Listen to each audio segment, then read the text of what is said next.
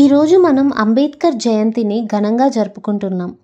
ప్రతి సంవత్సరం April 14న doctor BR Ambedkar గారి జన్మదినాన్ని స్మరించుకుంటూ ఈరోజు నిర్వహిస్తారు.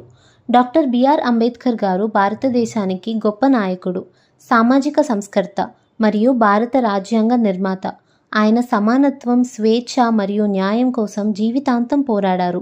సమాజంలో ఉన్న అణగారిన వర్గాల హక్కుల కోసం ఆయన చేసిన సేవలు అపారమైనవి. అంబేద్కర్ గారి ముఖ్య లక్ష్యం సమాజంలో ఉన్న అసమానతలను తొలగించడం. ఆయన విద్యకు చాలా ప్రాముఖ్యత ఇచ్చారు. విద్య పొందండి, సంఘటితంగా ఉండండి, పోరాడండి అనే ఆయన సందేశం ప్రతి ఒక్కరికి ప్రేరణగా నిలుస్తుంది.